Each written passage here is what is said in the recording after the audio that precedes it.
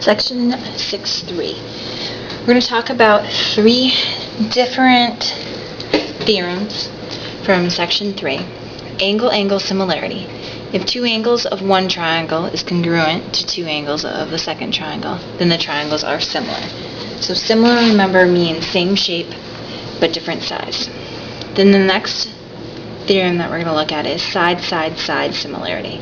If the measures of corresponding sides of 2 triangles are proportional, then the triangles are similar. Last one, side-angle-side similarity.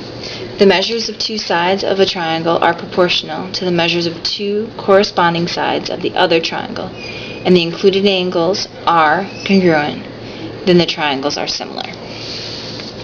So those are the 3 theorems that we're going to use primarily for the next few problems. So if you look at example number 1, they're giving you a figure, and they tell you that AB is parallel to DC, and BE equals 27, and DE equals 45, AE equals 21, and CE equals 35. They say determine which triangles in the figure are similar. So what I want you guys to do is kind of take a look at that and see if you can identify those 2 triangles that are similar to each other. And then just pause the video right now and then come back to it. Alright, so you can see that on my figure that I have labeled the different parts of the triangle. So my work over here shows that the side 21 here, AE, over 35, this side here. Okay, so the bases of my 2 isosceles triangles, that ratio is 3/5. So I tried another ratio and said, well, maybe the ratio of the sides, the 2 congruent sides of one triangle, has the same or similar to the second triangle. So I did 27 over 45 and found that they had the same ratio. Therefore, triangle ABE is similar to triangle CDE. So this is a similarity statement right here. Okay, example number 2. Maybe the following, and I have a few things on there. So why don't you take a minute, pause the video, take a look at this example, label your parts, see if you can figure out what the scale factor is going to be in this particular problem, and then when you guys unpause the video, we'll go over. Alright, so this is how I set up my proportion. I have 4 over 10, so I'm looking here at the bases of my triangles, the 2 parts that are parallel. I went 4 over 10 equals x plus 3 over 2x plus 10. I then cross multiplied, so I went 4 times this quantity, so 8x plus 40, and then did 10 times x plus 3 and got 10x plus 30. You then go and solve, so I'm subtracting your 8x from your 10x and the 30 from the 40. So now I've got 2x equals 10, so x equals 5. They want us to figure out what the 2 side lengths, these expressions represent, what they equal.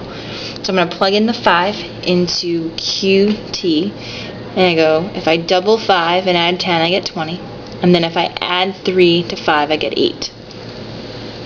So that's example number 2. So taking triangles, setting up a scale factor, 4 to 10, and then making a proportion, 2 ratios that are equal to each other, and then solving. Alright. Our last example for this section is based on scale drawings. A lot of this indirect measurement is something you guys have seen before, maybe have thought of, kind of your shadow of a building, or your shadow and trying to figure out what your height would be compared to what your shadow is. So looking at this figure, they give us some information about a building. And they tell us that we want to know what the building height is, but all we know at this point is what the shadow of the building is, which is 242 feet, and that we have something to compare it to. And that is, let's just read through this. It says Josh wanted to measure the height of the Sears Tower in Chicago.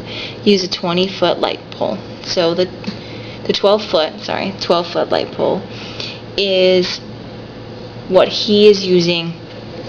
He's using a similar triangle. So he's saying, well, I'm going to compare the height of the building to the height of the light pole to the shadow of the building to the shadow of the light pole. So in this case, he says at 1 p.m. it was a 2-foot shadow for the light pole, and it was 242 feet for the actual building. So see if you guys can set up a proportion, and then I'll take you through solving it. Alright, so looking at this, here's my proportion right here. 2 over 242 equals 12 over x. Okay, so the ratio of the shadow of the light pole to the shadow of the building equals the actual height of the light pole to whatever the building is. Cross multiply, and you get 2x equals 12 times 242. When you solve it, you end up getting a height of 1452, so 1,452 feet. The actual height of the Sears Tower is actually 1,450 feet. So Josh is pretty accurate with using the light pole and the shadow. The last thing in this section that they talk about is reflective, symmetric, and transitive properties using triangles. So the whole reflexive, A equals A, then symmetric, if A equals B, then B equals C, and finally the transitive, where A equals B, B equals C, then A therefore must be equal to C. So this is just using triangles, so you guys can write that down. And that concludes 6.3.